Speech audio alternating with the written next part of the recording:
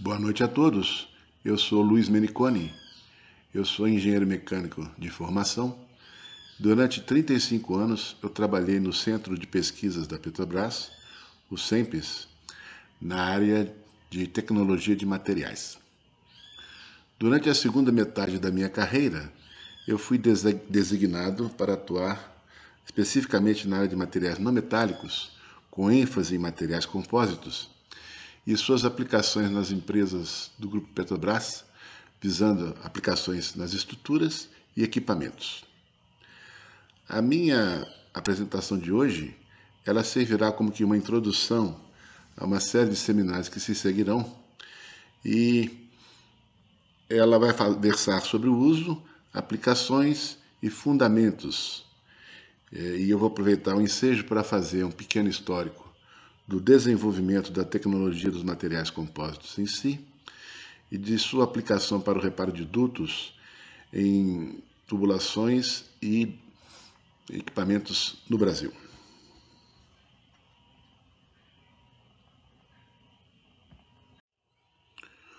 Os materiais compósitos modernos foram introduzidos em meados do século passado e as principais aplicações visadas eram na indústria química, para vasos de pressão principalmente, e tubulações, na indústria naval e na indústria aeroespacial. As aplicações na indústria química e naval se devem à natureza resistente à corrosão desses materiais, frente aos meios agressivos da indústria química e da água salgada, no caso da indústria naval. No caso da indústria aeroespacial, a vantagem é a sua alta resistência e alto módulo frente ao peso estrutural, o que torna os compostos um material interessante para a aplicação em aeronaves. Materiais compósitos. Os materiais estruturais se dividem em 4 categorias básicas: metais, polímeros, cerâmicas e compósitos. Compósitos resultam da união de 2 ou mais materiais a nível macroscópico. Nas ligas metálicas ou misturas polimétricas, a união se dá no nível microscópico ou ao nível molecular. O compósito é um material de performance superior àquela de seus componentes tomados separadamente. As fibras sintéticas respondem pela resistência mecânica e pela rigidez, ao passo que as matrizes poliméricas, notadamente as termofixas, respondem pela resistência química e também por manter as fibras agregadas, fazendo com que o material funcione efetivamente. A primeira resina industrial a ser desenvolvida foi a baquelite, resultante da reação de fenol com formaldeído. Isso se deu em 1906. A Segunda Guerra Mundial fez surgir os materiais compósitos modernos, começando pelo uso de painéis de celulose para estruturas de aeronaves. O grande avanço surgiu com a introdução das fibras de vidro em matriz polimérica para a fabricação de domos de radar, casco de embarcações e flutuadores para aviões anfíbios. Outro marco importante foi a obtenção industrial de fibras de carbono a partir de um precursor de poliacrilonitrila, no início da década de 1960. Esse diagrama mostra a evolução dos materiais estruturais desde a pré-história, onde se vê a preponderância dos materiais cerâmicos e poliméricos naquela ocasião. Os cerâmicos, por causa naturalmente das ferramentas de pedra, as cerâmicas primitivas, o advento do vidro e materiais similares.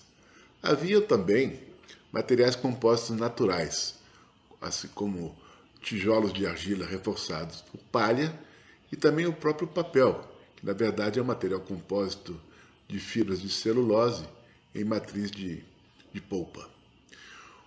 Os polímeros eram polímeros naturais, assim como a própria madeira, as peles dos animais e fibras naturais. Haviam também colas, derivadas de origem tanto animal quanto vegetal. A metalurgia dos metais começou pelos metais de mais fácil processamento, tais como o ouro, o cobre, o bronze. E o ferro fundido surgiu a partir dos anos 1500. E o grande divisor de águas na área de materiais metálicos foi o desenvolvimento dos aços em meados do século XIX. Pode-se ver a crescente preponderância dos metais até mais ou menos a época da Segunda Guerra Mundial, quando temos a introdução dos materiais poliméricos sintéticos modernos, tais como o nylon, polietileno, poliestireno, polipropileno, os acrílicos, os epóxis e poliésteres a partir de 1960 e, mais recentemente, os polímeros de alto módulo, polímeros resistentes a altas temperaturas e polímeros condutores de eletricidade. Atualmente, o desenvolvimento dos metais se dá mais em melhorias no processo de controle de qualidade e processo de fabricação. Se vê também que a partir da Segunda Guerra Mundial foram introduzidos os materiais compostos modernos. Primeiramente, as fibras de vidro, depois os compostos de fibra de carbono, de fibra aramida e, mais recentemente, os metais, os compostos de matriz metálica e compostos de matriz cerâmica. No campo das cerâmicas também houve o advento das cerâmicas tenacificadas. Falando agora sobre os componentes dos materiais compostos, comecemos pelas fibras. As fibras constituem o material resistente, o reforço. São responsáveis pelas propriedades mecânicas. Em 1920, Griffith, o pai da mecânica da fratura, mostrou para o vidro que o material na forma de fibra apresenta propriedades superiores à do material em bloco. É sabido que o vidro possui elevada resistência mecânica, ao mesmo tempo que também apresenta baixa tenacidade. É muito suscetível à presença de defeitos na superfície do material que ocasionam uma falha prematura do material. O gráfico abaixo mostra a experiência de Griffith, em que se vê que na faixa de 20 microns de espessura das fibras, o material apresenta limite de ruptura no entorno de 170 megapascal, ao passo que na faixa de 1 a 2 microns de espessura das fibras, a resistência se aproxima do valor de 11.000 megapascal. A razão por trás disso é que, para uma dada constituição de vidro, existe também uma dada densidade de defeitos superficiais.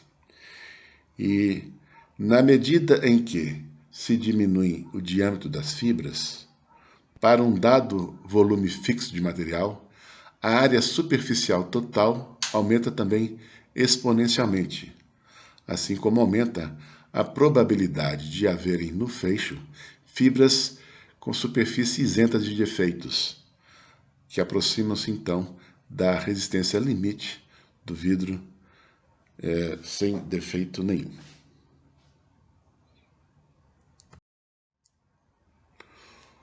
O vidro mais comum é chamado o vidro tipo E, que é composto de sílica mais óxidos de cálcio, boro, sódio, ferro e alumínio. É obtido por processo de fusão, também chamado de pultrusão.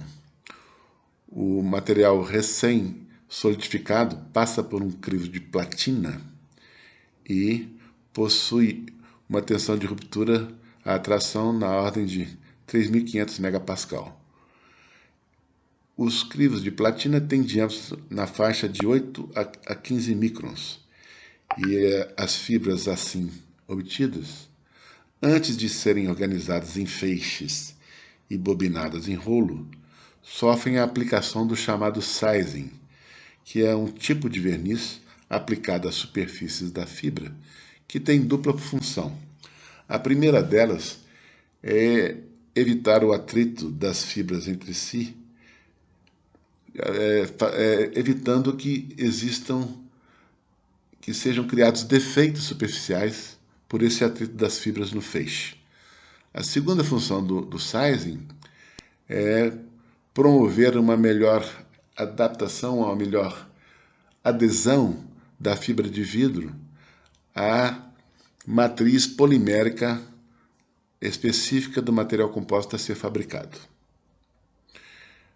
Finalmente, no rolo nova, as propriedades típicas da fibra de vidro são um módulo elástico de 70 GPa e uma tensão de ruptura de 1.700 MPa.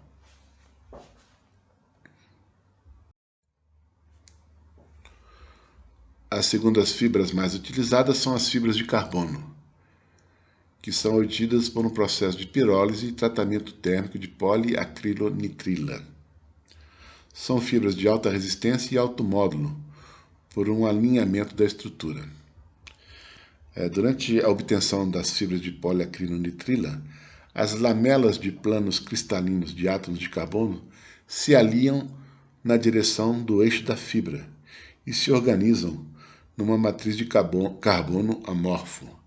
Então, de certa forma, e ao contrário das fibras de vidro, as fibras de carbono apresentam também um comportamento anisotrópico, assim como anisotrópico é o comportamento do material composto ao qual elas originam.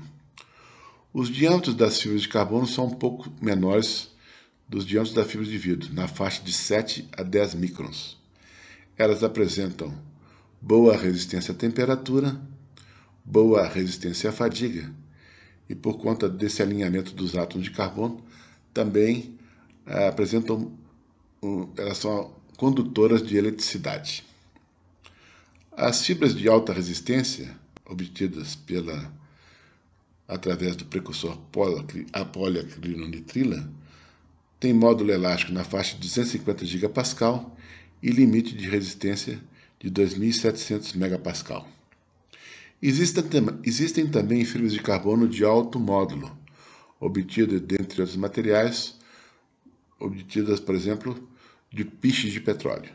Elas possuem módulo elástico na faixa de 350 GPa e resistência de 2.000 MPa.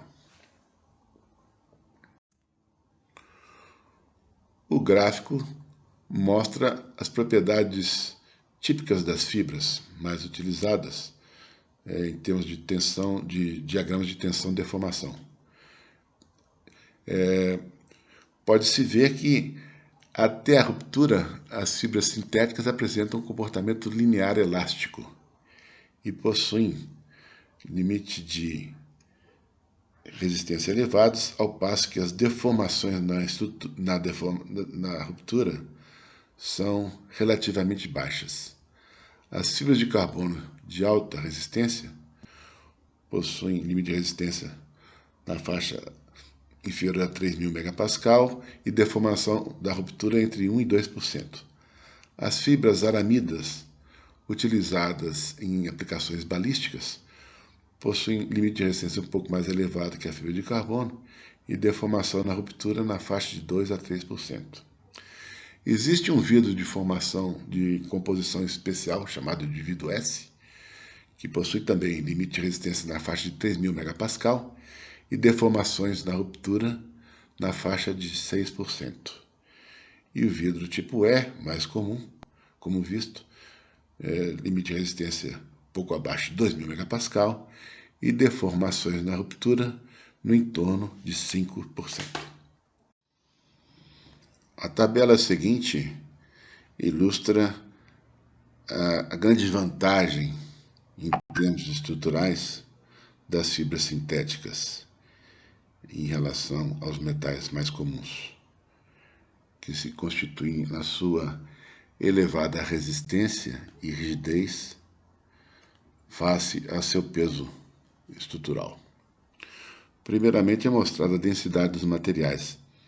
As fibras sintéticas, entre as quais está incluído também o polietileno, têm densidade na faixa de 1 a 2,5, ao passo que o alumínio tem densidade de 2,7 e o aço de alta resistência de 7,8. Também se vê os módulos elásticos, o alumínio de 75 gigapascal e o aço de alta resistência de 210 gigapascal. Em termos de propriedades específicas, é que se vê a grande vantagem das fibras sintéticas. O vidro tipo E, na verdade, em termos de rigidez específica, ele é igual aos metais mais comuns. O valor de densidade específica de 28, comparado com 27 para o aço e 28 também para o alumínio. A fibra de carbono são valores bastante superiores, variando de 128 a 455 gigapascal de rigidez. A fibra aramida apresenta um valor intermediário entre a fibra de vidro e a fibra de carbono, um valor de 93, e a fibra de polietileno, um valor também elevado, de 175 gigapascal. Em termos de resistência específica, é que a vantagem é mais preponderante.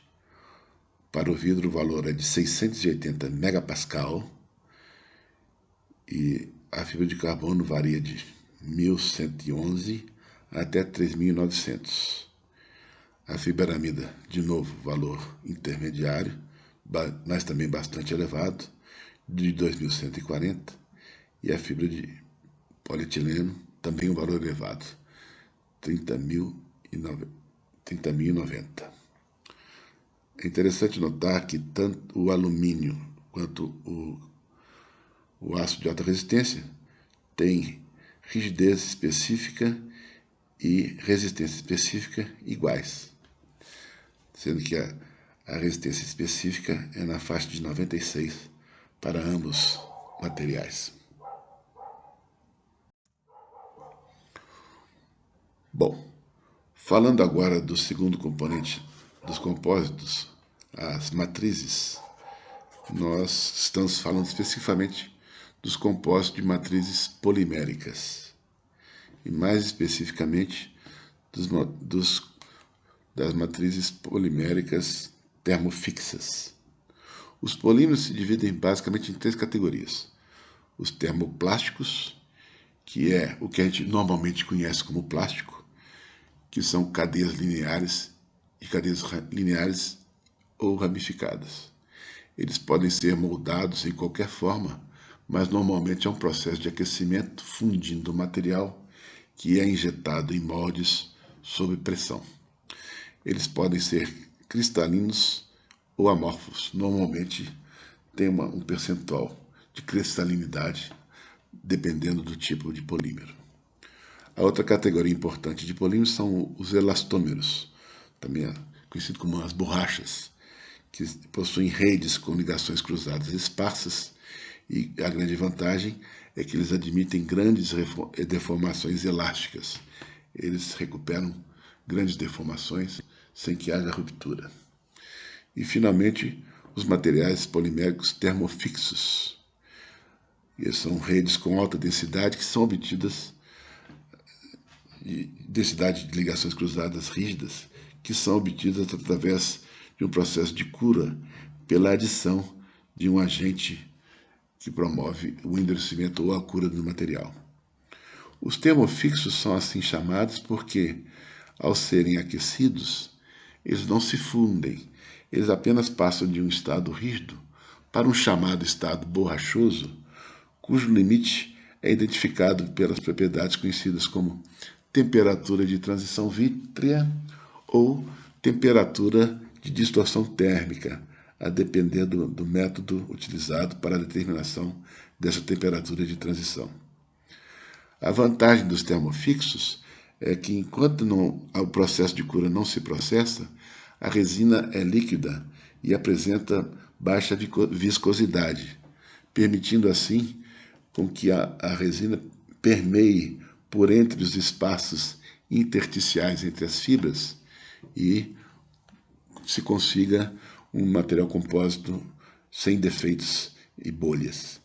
Existem também compósitos de matriz termoplástica, mas o processo de fabricação é bem mais complicado porque envolve temperaturas elevadas e injeção do material a altas pressões para poder preencher todos os espaços vazios entre as fibras.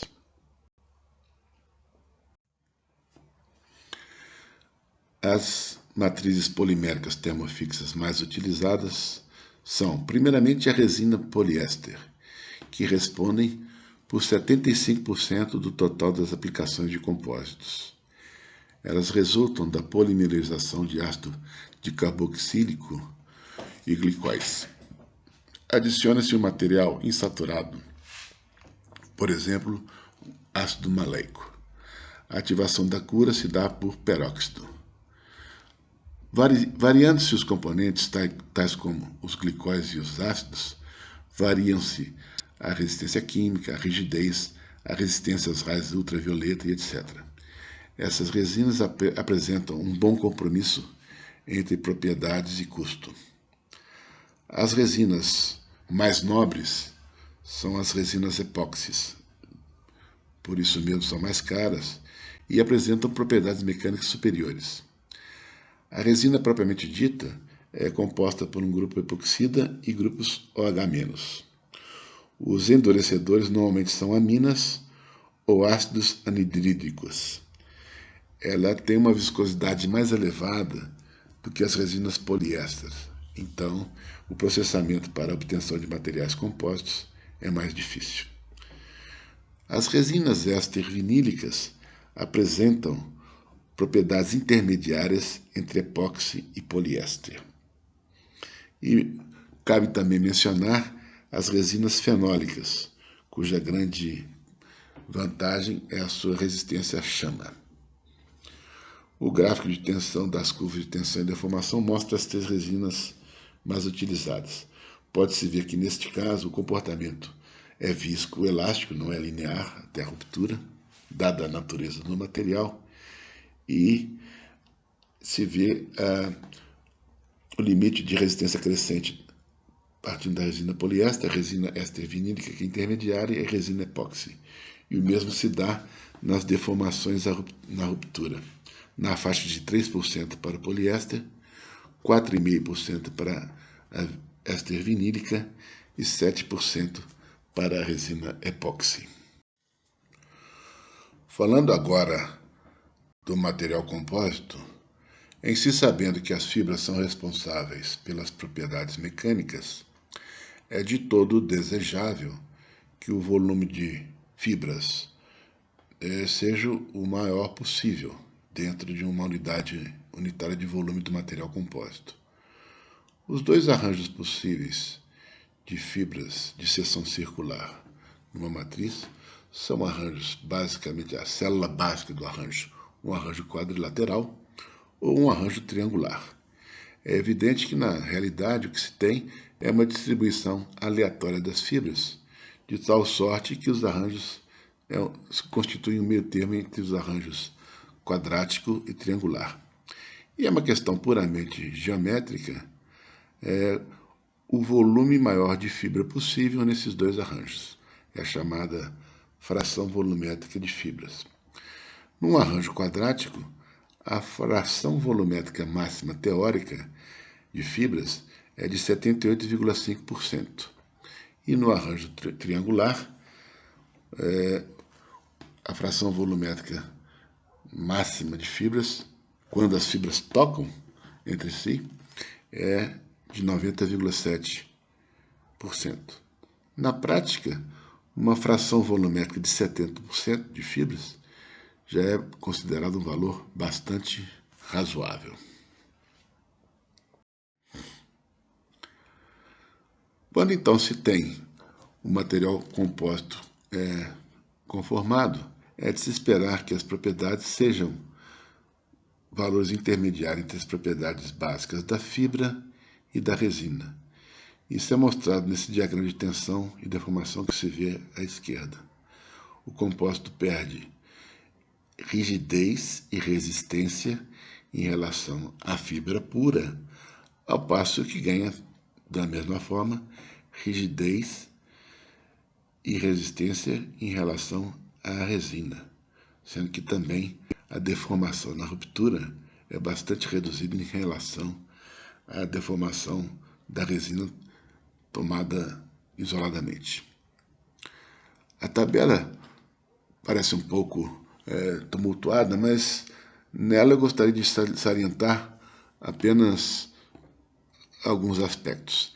Ela mostra as resinas mais utilizadas, poliéster, éster vinil e epóxi, também cita fenólica e acrílica, as fibras mais comuns, o vidro a aramida e a fibra de carbono, e os possíveis processos de fabricação, os processos de arranjo das fibras. Os mais utilizados são siglas em inglês. O CSM é Chopped Strand Mat, é a chamada manta, em que você tem fibras picotadas, organizadas aleatoriamente no material.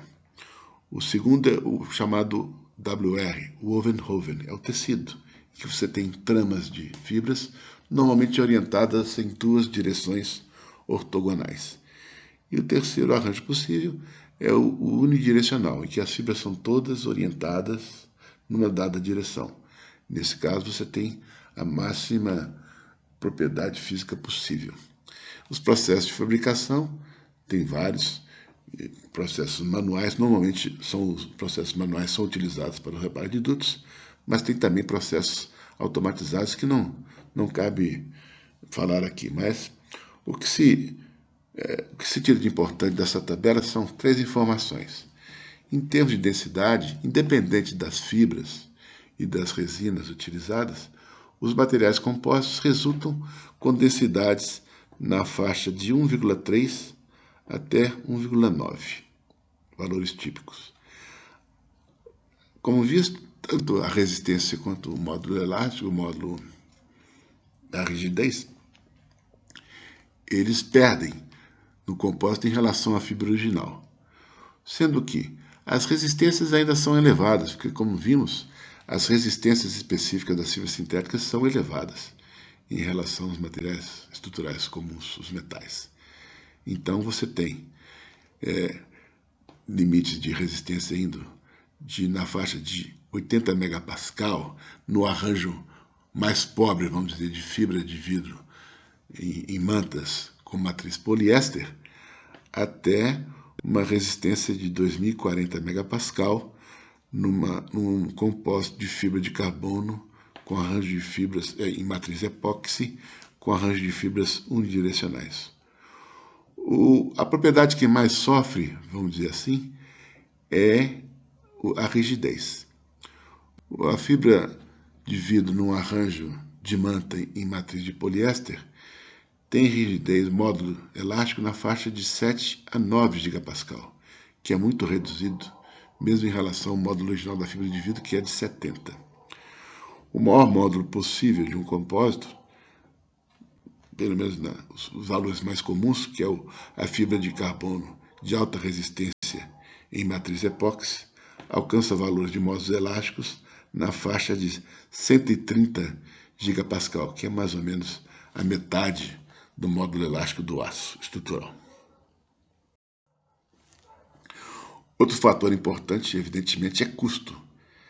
Independente da moeda utilizada na escala vertical, o que esse gráfico mostra é o valor relativo dos compósitos industriais mais utilizados, onde se vê que a fibra de vidro nessa matriz, em arranjo de mantas, é o material mais barato, um fator de custo da ordem de 1, sendo que depois você tem a fibra de vidro em tecido, que temos um custo, vamos dizer, da ordem de 2, valor básico de 2 unidades monetárias, vamos dizer assim. O vidro S, como dito, é um valor mais elevado, na faixa de 7. A fibra aramida chega no custo na faixa de 12. A fibra de carbono de alta resistência já alcança níveis de custo na faixa de 17.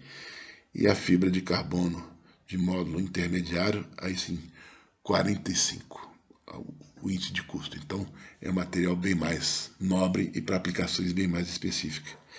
Essa é a razão primordial pela qual os compósitos de fibra de vidro em matriz poliéster são os mais utilizados, sempre que possível, porque são relativamente muito mais baratos que, por exemplo, que os módulos, que o custo dos compostos de fibra de carbono e de fibra aramida.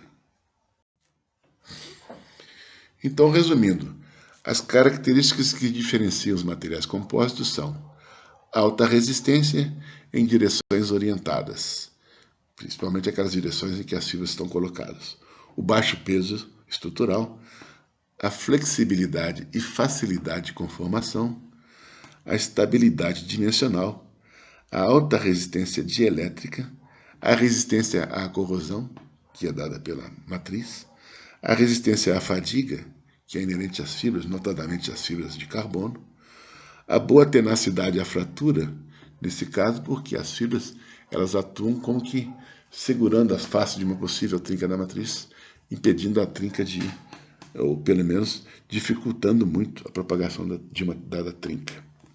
Eles também possuem um bom acabamento superficial, que é dado pela natureza da resina, da matriz. Agora, como tudo na vida, também tem limitações. Uma delas, claro, as aplicações em altas temperaturas, que dependem da propriedade da resina, que por serem polímeros, a não ser que sejam polímeros bastante exóticos e mais sofisticados, normalmente as temperaturas de utilização são reduzidas em relação às temperaturas usuais de aplicação, por exemplo, dos materiais metálicos.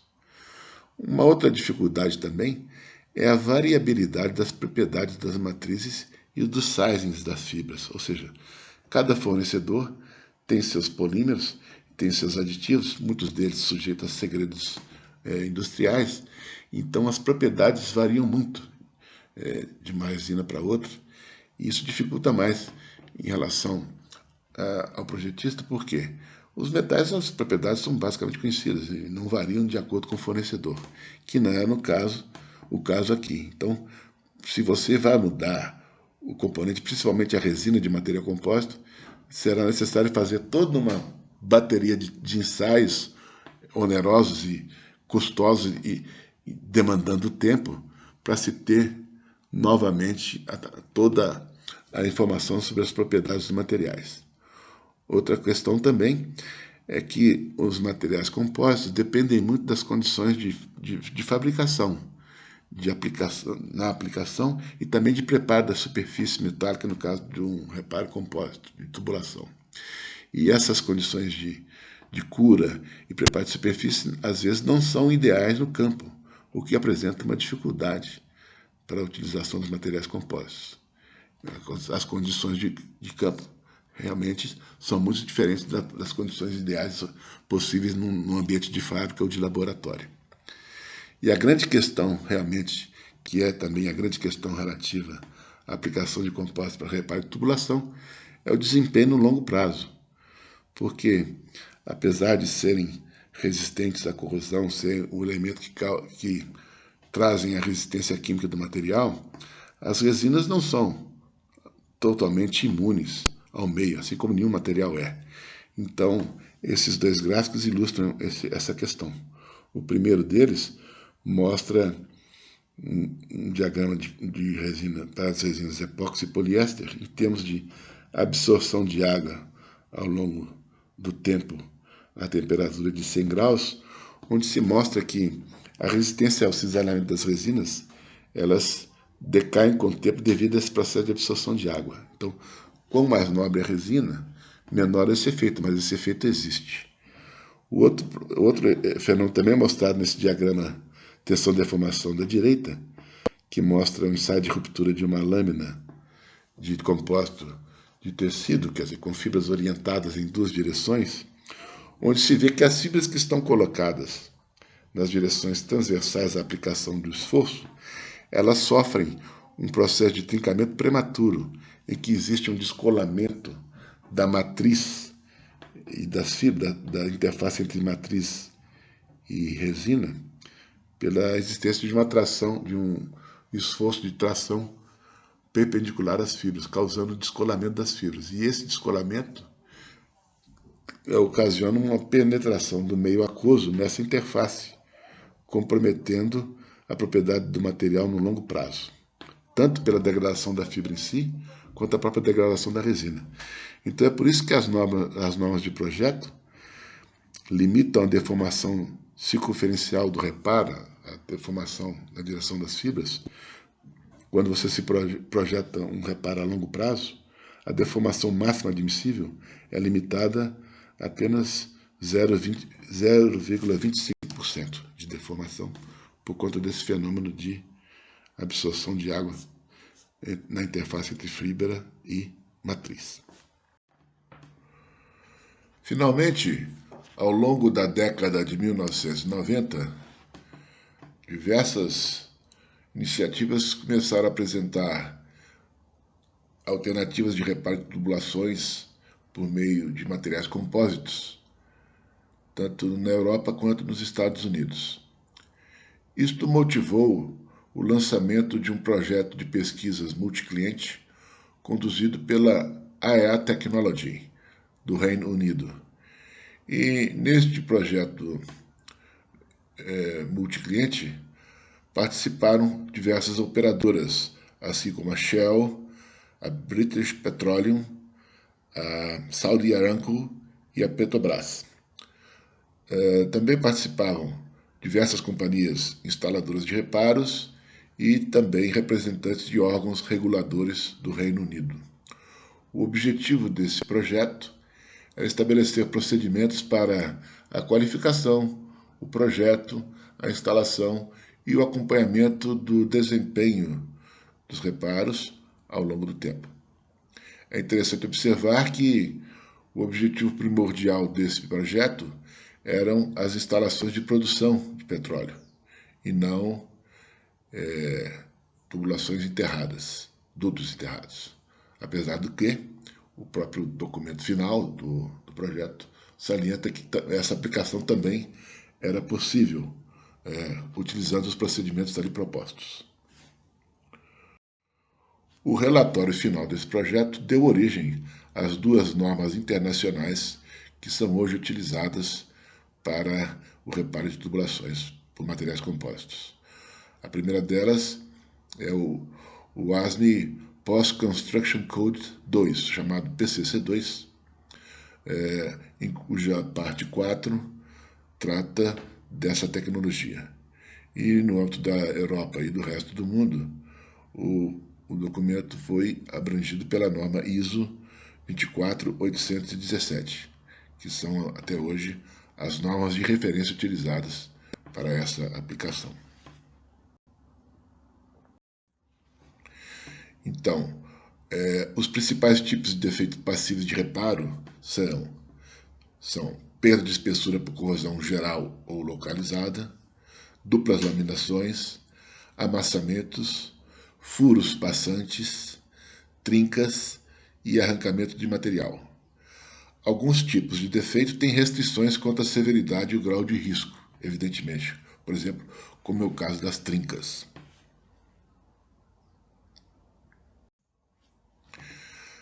Essa transparência mostra o conteúdo do código ASME PCC2, lançado na segunda revisão em maio de 2005.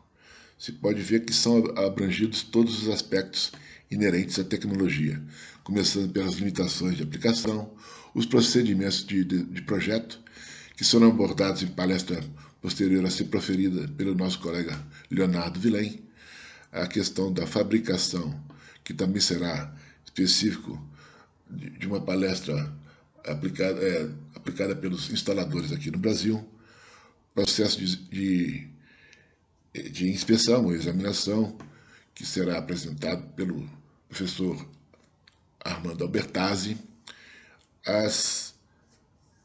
os procedimentos de teste para qualificação de material, que serão abordados por Valber Perrucci. E a norma possui uma série de apêndices tratando desses aspectos. Os dados de projeto, os dados de qualificação, os testes de curto prazo, a questão da qualificação do reparo para tubulações com furo, performance no longo prazo, medição de performance quanto ao impacto, qualificação os instaladores e procedimentos de instalação.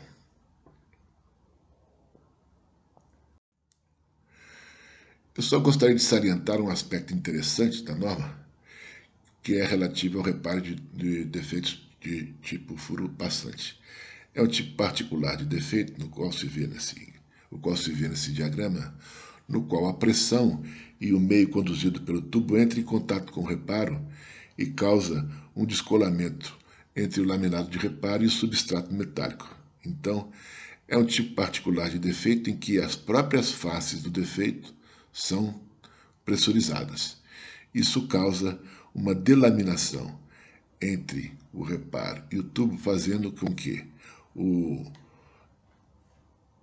reparo se descole do tubo metálico e ocorra um vazamento, sem que haja ruptura das fibras. Então, o parâmetro de projeto nesse caso é determinado pela mecânica da fratura, porque temos um blister, um defeito de ponta aguda, que se propaga mediante essa solicitação por pressão.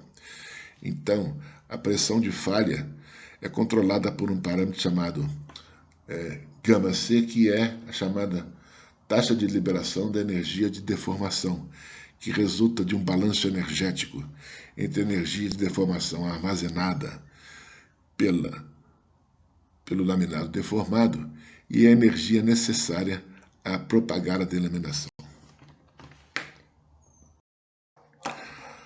A primeira aplicação de reparo de dutos em larga escala foi promovida pela empresa chamada Clock Spring, nos Estados Unidos, no início dos anos 1990. O Clock Spring é um reparo peculiar em que o laminado compósito já vem curado, ou seja, ele vem conformado na forma de um helicoide, daí o nome Clock Spring, parecendo uma mola de relógio. A vantagem neste caso é que as condições de cura são controladas. A cura é realizada na fábrica e o material é desenrolado sobre o tubo a ser reparado e o adesivo é aplicado entre as camadas desse laminado pré-curado. Então, recapitulando as vantagens do reparo de material composto para tubulações metálicas. A primeira delas é que o reparo é realizado a frio, o que é importante para tubulações que conduzem hidrocarbonetos. Em segundo lugar, o próprio tubo atua como uma guia, um molde para o processo de laminação do compósito, facilitando o processo de instalação. Também a tensão principal é bem conhecida nesse caso, e a tensão circunferencial do duto. Então você consegue alinhar a maioria das fibras na direção do esforço. Como sabemos, o material é anisotrópico e esse aspecto é importante para que se tenha o melhor desempenho possível do reparo em termos estruturais. E, evidentemente, uma vez realizado o reparo, ele serve, além de reforço, serve também como uma proteção anticorrosiva, de maneira a evitar que, por exemplo, a corrosão que ali se desenvolvia prosseguisse. As aplicações no Brasil se deram no início dos anos 2000. Em 2001, foi executado um primeiro projeto de avaliação de reparos compósitos, no qual foram simuladas as condições de aplicação do reparo no campo. Foram utilizados espécimes tubulares de diâmetro de 20 polegadas, típico de dutos, e 3 metros de comprimento. Os espécimes tiveram usinados defeitos artificiais de corrosão, com até 70% de perda de espessura, e os reparos foram realizados por 3 empresas estrangeiras e uma nacional. As estrangeiras foram a Clock Spring, já mencionada, a Sintoglass e a Strongback. O reparo Strongback era um reparo para aplicações submarinas, em que as fibras pré-impregnadas com resina, uma vez em contato com o meio aquoso, iniciavam um processo de cura. E o fabricante, o fornecedor nacional na época era a Rust Engenharia. Os espécimes foram instrumentados com extensões elétricos, de tal forma a medir as tensões atuantes nos reparos durante a execução dos testes de ruptura por pressão que se seguiram. Os trabalhos foram realizado sob a coordenação do professor José Luiz Freire, da PUC-RJ. Um segundo projeto ocorreu em 2006 e procurou avaliar defeitos do tipo moça, que podem causar uma perda de resistência à fadiga do tubo devido ao fenômeno de concentração de tensões que ocorrem na região da moça, que pode levar o tubo à falha por flutuações de pressão. Foram introduzidos amassamentos no duto, que em seguida foram reparados com compósito, pela Rust de Engenharia também, e depois esses tubos foram ensaiados a pressão flutuante e finalmente rompidos hidrostaticamente para avaliar a efetividade dos reparos. Esses ensaios foram realizados no laboratório LAMEF da Universidade Federal do Rio Grande do Sul, sob a coordenação do professor Telmo Strohacker. Em 2009 foi realizado um estudo para medição da taxa de liberação de energia de deformação em tubos com furo submetido a reparo compósito. Nesse caso, os espécimes tinham diâmetro reduzido de 6 polegadas e foram avaliados 3 fornecedores. A já citada Rust Engenharia, a Tecnofink, também nacional, e a TDW, que tinha a peculiaridade de ser um reparo com compósitos de fibra de carbono. Foram testados tubos com 3 diâmetros de defeitos de furo, de 5, 10 e 25 milímetros, em 2 temperaturas de aplicação, 40 e 80 graus. Os ensaios foram realizados nos laboratórios da Universidade Federal do Rio de Janeiro, sob a coordenação da professora Verônica Calado. E, finalmente, cumpre citar também que foram realizados desenvolvimentos junto ao LabMet da Universidade Federal de Santa Catarina, com a equipe do professor Armando Albertazzi, para desenvolvimento de técnicas óticas de inspeção, óticas a laser, a chamada xerografia, que é uma técnica de inspeção que permite mapear o campo de deformações da luva em compósito, que na presença de descontinuidades na interface ocorre uma perturbação do campo de deformações da luva e é possível detectar então essa delaminação entre a luva de compósito e o tubo metálico. Essa técnica de xerografia ótica será melhor detalhada pelo professor Armando Bertazzi durante a sua apresentação, que se seguirá brevemente. Muito obrigado a todos.